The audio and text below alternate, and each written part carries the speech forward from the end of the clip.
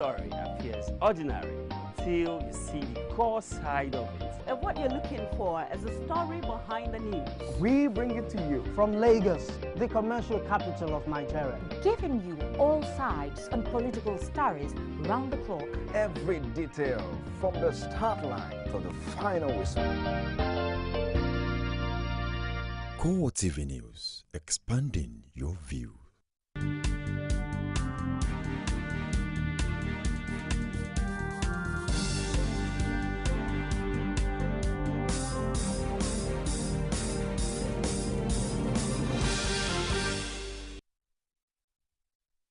This is CoreTV News on the hour. I am Nifemi Oguntoye.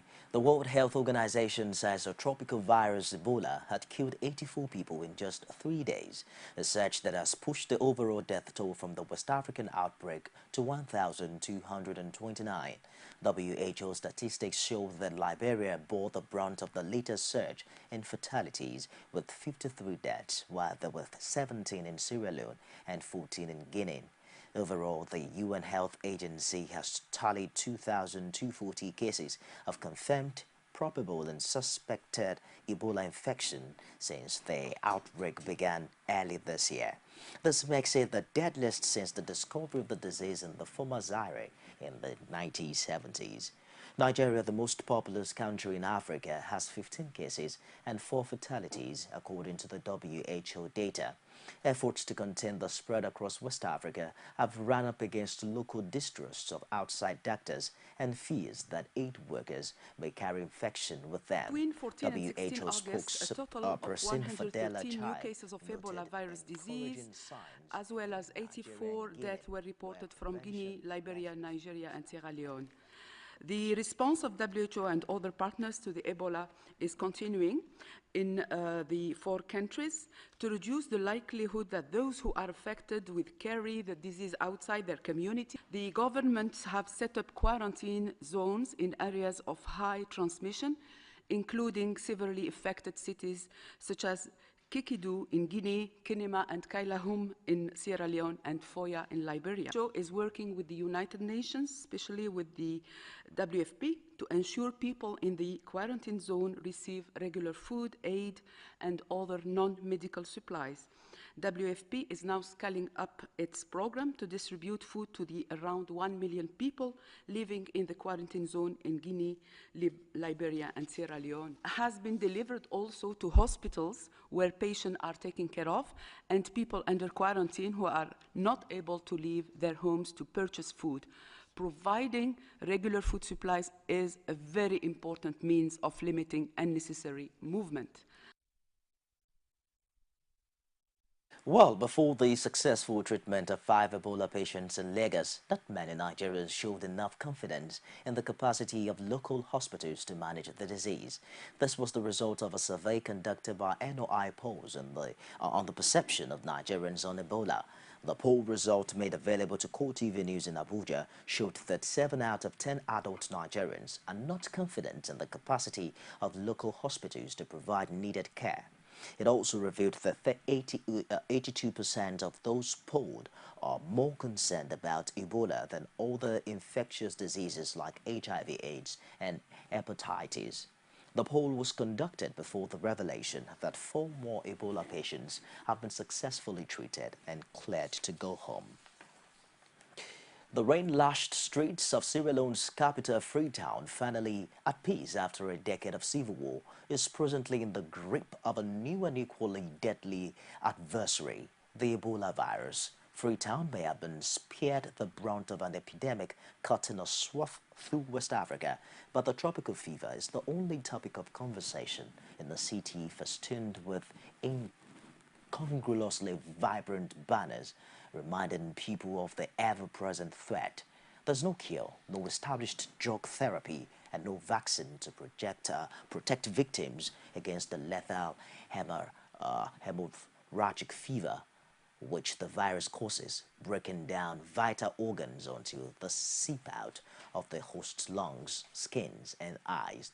Ebola has killed 1,013 people in the current outbreak, more than half of those. So I'm afraid, and this is the virus, you have a transparent, when you have a contact with someone who have it, it will contact to you back. Of us are staying at home. Me and my family will finish by all the food. We are staying at home. We are not going anywhere. We are not okay with this kind of life anyway.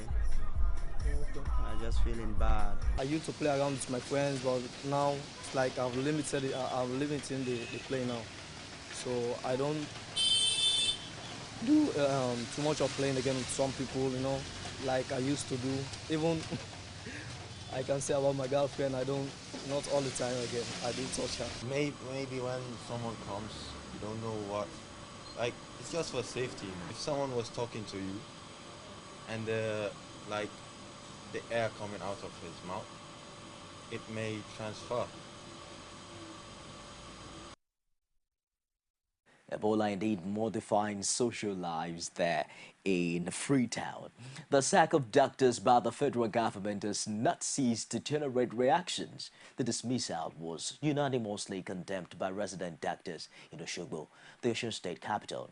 They also fought the lack of preparedness of government to fight the Ebola virus scourge. Rashid has more. The situation is bad already as doctors and the federal government engage in an industrial face-off. Then the deadly Ebola virus was imported into the country. Many Nigerians were hoping that the need to give the Ebola virus the much-needed attention it deserves will make the government and the doctors quickly resolve their differences. But the result was contrary as the federal government announced the sack of over 16,000 resident doctors in its employment and the suspension of residency program in all hospitals across the federation. Consultants and resident doctors at Lautech Teaching Hospital Osogbo described the federal government's move as an expensive joke and a grand plot to break the ranks of the medical association. Strike is being constituted by NMA, and NMA as a body is all doctors. And just picking on the resident doctors, we are more proactive when it comes to decision making. And I think maybe it's just to weaken the strike. April Fool coming up in August. For a government to wake up overnight and say that is sacking 16,000 out of the workforce of doctors. The doctors went further to say the government's move has reduced the medical profession to the lowest ebb. A consultant to see special cases, yes. This is not just about treating people for malaria. It's about when I retire or if I'm incapacitated, who will be there to do that specialist job. Like somebody waking up and say, okay, I want to stop the law school. Once you graduate as a lawyer, you just go to the field. It's like saying, okay, from recruit upwards in the Nigerian Defense Academy, please, you are stopping there. We are not. So what is the purpose of professionalism? Suspending residency program and resident doctors, according to these medical practitioners, is not unconnected with the leadership tussle experienced in the NMA and other health unions. Have a family, you are going to have your wife is a master, the husband is a master, and if you have 3 wives or 4 wives, so that means you have 4 masters, including the husband, making 5 masters. Of course, there will be chaos in that house. We are not against the fact that we want people to climb up the ladder of their profession. Everybody can get to the peak of their profession. But on the other hand, of people wanting to head facilities where doctors should head, and that's where we frown at. The doctors are asking for improved condition of service. Our hazard allowance is as low as 5,000.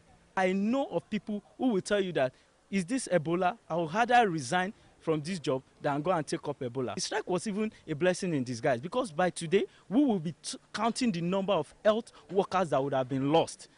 A good nation should prepare ahead. It's not when Ebola is now here, we're now talking, oh, I want to get this kit, I want to get this. No, it should be there. A good government is focused, knows what could happen, what can happen, learn from history of what has happened. But it's a fire brigade approach that we have in this country. As the struggle rages on between Nigerian doctors and the government, the timely resolution of the dispute will be a great relief for the distressing nation, even now that we have Ebola to contend with. Rashid, CoreTV News, Osogbo. A presidential aspirant on the platform of the All Progressives Congress, Sam Nda Isaiah, has been speaking on his intention for a better Nigeria ahead of the 2015 general elections. The publisher of the Abuja-based leadership newspapers and advocate of good governance says he is committed to righting the wrong of the past. Nda Isaiah, who visited CoreTV News, explained that his foray into politics is majorly to address the nation's rising corruption portfolio. He lashed out godfatherism and imposition of candidates in Nigerian politics. Imposition? Yes. There will be no imposition at the level of the presidency. Nobody is big enough to do that. If there's going to be consensus, it will be a genuine one. But that somebody in the APC now is big enough to sit down somewhere, or a group of people to say that you don't contest, you contest, it will happen. Nobody is big enough to do that. This is not a small party. It was possible in the ACN. It was possible in the CPC. It was possible in the AMPP, and even in the other faction that joined, the ABGA. It's not possible in the APC now. Isaiah, who expressed confidence about becoming the presidential flag bearer of his party, says even though President Goodluck Jonathan has not performed well on matters of security, he has the right, like every Nigerian, to contest for the presidential election in 2015. To contest because it's right to contest as long as the elections are free and fair and votes are going to count. I don't know of anybody, unless if you are a sadist, that we want to continue along this trajectory now. I don't know anybody who wants things to continue this way. So, I mean, if you belong to APC now, I think you should be praying that the candidate in the PDP should be the president, because he will have to contest on his record. I don't know what else he's going to say. That people don't like him. That is why he didn't do anything. That's why he didn't provide the basic responsibility of any government, which is to provide security. That is why there's so much corruption, you know. So no, anybody is free to say what. I mean, some people may say that, but why should he not contest if he wants to? He should. If PDP wants to field the president, I think they should, and I think that the APC should be very glad about that. Nigeria's military authorities have dismissed claims of war crimes made by a British newspaper, Daily Independent, in the UK. Defense headquarters said in a statement posted on its website that the newspaper report was unduly judgmental and consistent with the disdain with which a section of the Western media reports Africa. It describes the claim as unsubstantiated and bogus, adding that no credible independent source or government official was contacted to ascertain the veracity. The military also noted that it was preposterous to suggest that 4,000 people have died in military custody. The Bring Back Our Girls movement is now adopting a different style of protesting against the delay in rescuing the abducted Chibok girls from captivity. The protest group has now moved from the Unity Fountain venue of its daily sit-outs and would only reveal its plans at the last minute. The leaders say security personnel have forced them to adopt guerrilla style of protest. People have things to do and they have to do, and this is an advocacy. It's not a full-time job, so it's when it's convenient for them. So it's not, I'm sure before the end of this protest, you will see that there will be more people here. And of course, because we have to use guerrilla tactics, we don't announce where we are going to appear. So sometimes the message gets out a bit late. So before they meet up with us, it looks like we're few.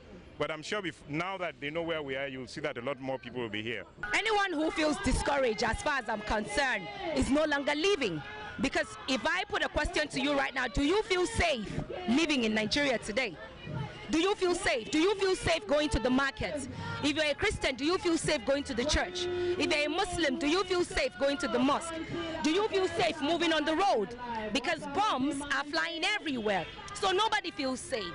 So it's either we all come out and fight for the security of our lives and properties, which is enshrined in the Constitution. It is enshrined, it is our right that is enshrined in the Constitution. Then we all will perish. The number of persons displaced by insurgency in northeast Nigeria is now more than 600,000. The National Commission for Refugees and Internally Displaced Persons disclosed this at a press briefing ahead of the 2014 World Humanitarian Day celebration. Federal Commissioner Hadiza Kangiwa says efforts are in place to ensure that relief support and other humanitarian services are made available to internally displaced persons. We are still making efforts to see how we could establish our presence in the field so that we are closer to the people that we are supposed to help. You know, the refugee problem is a problem globally.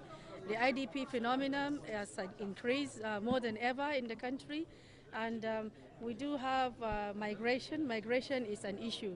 It's an issue that it's evolving more and more. We have people who are forced to migrate. We have people who, are migrating for survival. As part of efforts to curb illegal activities in the Nigerian waterways, the Nigerian Maritime Administration and Safety Agency NIMASA has announced a collaboration with the Nigerian Air Force. Olajumoke Olatunji has more. As part of efforts to curb illegalities on the Nigerian waterways, the Nigerian Maritime Administration and Safety Agency NIMASA has partnered and signed a memorandum of understanding with the Nigerian Air Force to stem criminal operations on water. ATR-42MP is one of the many satellite devices NIMASA is using to reduce totally criminal activities like oil bunkering, piracies on the Nigerian waterways. This aircraft is equipped basically with three equipments. 1, the AIS, 2, the radar, and 3, the EOS-45. The AIS is an automatic identification system that is installed on both this aircraft and every big vessel flying the waters. With the AIS installed in this aircraft, every vessel 160 nautical miles radius from this aircraft is seen. Basic information about the vessel is also seen: the IMO number, the MSI number, the port of registry, the name of the vessel, the course, the speed, the droughts, etc. We see all those informations and then we speak with the vessels if necessary. For practicalization, the plane moves to an exclusive economic zone. The people on board the vessel. So when we go like this, we try to look out and see if they are, especially for this one, these are friendly vessels because we know they are security boats for the floating platforms. Domain awareness capacity, training programs, satellite surveillance maintenance are some of the challenges the agency seeks to overcome with this collaboration. So it's very definite. To oil thieves, their days are numbered, are all gone. For the pirates, they should either repent or go elsewhere. For some other persons who are flouting our laws, the days ahead are going to be so rough for them. They should repent. The collaboration as a step in the right direction, because by the time all the stakeholders come together, they work in collaboration, and all hands are on deck to combat all the illegalities in our waterways. Definitely there will be enhancement in safety and security. The Nigerian Maritime Administration and Safety Agency, formerly the National Maritime Industry, is started with the responsibility of shipping maritime labor and coastal waters. Olajumoke Olatunji, CoreTV News, Lagos. Nigeria has moved one step up from 153 to 152 on the UN Human Development Index for 2013. But in spite of the marginal improvement, the country is still among the lowest ranked countries in the world.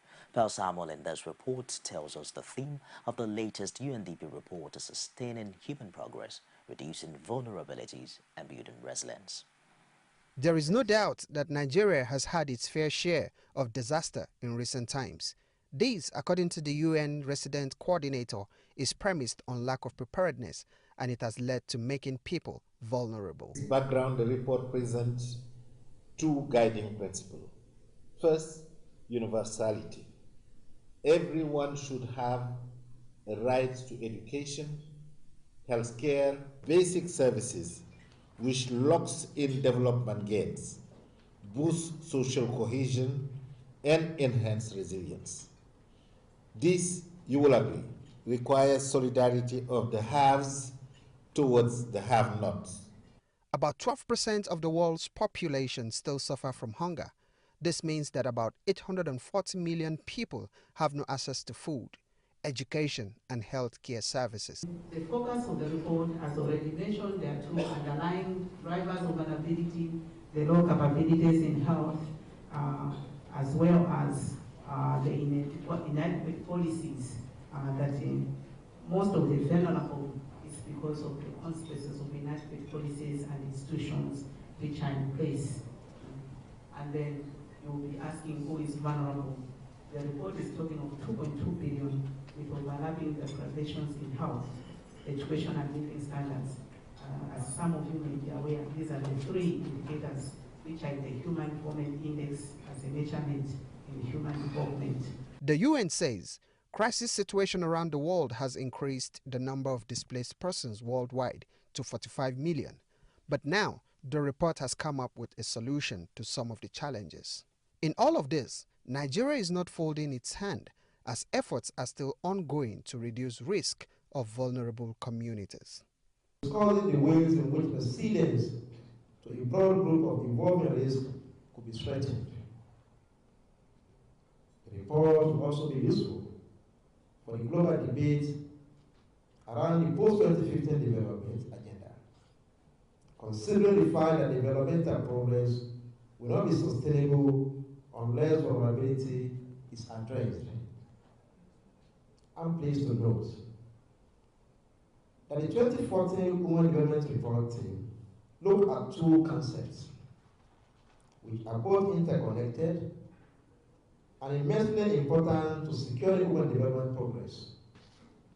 The National Emergency Management Agency NEMA has been working in all the 5 priority areas of the Yoga Framework Action, most especially in the areas of institutional framework for DRR, risk assessment, monitoring and early warning, disaster education and capacity building, as well as preparedness, disaster plans, drills, and stakeholder engagement and emergency coordination.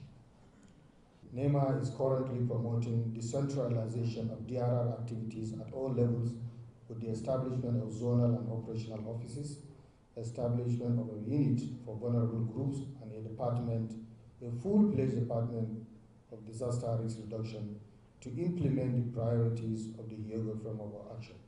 The UN says the report will help decision makers and development actors in Nigeria and other countries lock in development gains through policies which could reduce vulnerability and build resilience to disasters and crisis situations. Pius Samuel, CoreTV News, Abuja. Nigerian Electricity Regulatory Commission has released a health and safety code for the newly privatized power sector. The new regulation contains basic provisions to prevent hazard arising from installation, operation, or maintenance of equipment in power plants or supply stations. Speaking at the public presentation of the document, Commission Chairman Sam Amadi says the idea is to entrench a safety culture in Nigeria's electricity supply industry. I would like to say that it should be understood that the development of an effective and efficient electricity market that will provide safe, adequate, and reliable and affordable electricity to Nigerians is hard work. It therefore requires commitment, competence, doggedness, and focus. The Commission is working hard to ensure that the newly privatized power sector quickly rises up to the challenges of providing adequate, safe, and reliable electricity in Nigeria. A strong and independent regulator is therefore important to ensure the development of an effective and efficient electricity market that will promote economic growth for the country.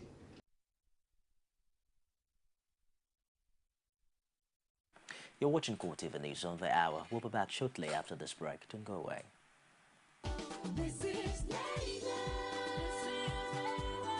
This is our city. You know it. Our city needs heroes. Yeah, yeah. Our future is in our hands. The spirit of Lagos.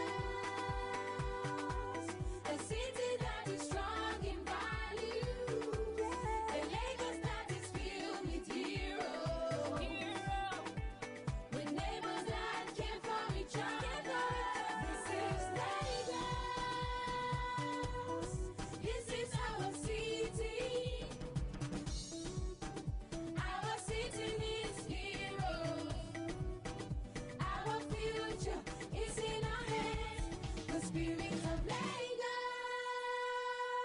I need you, you need me. Together, we're the spirits of Lagos.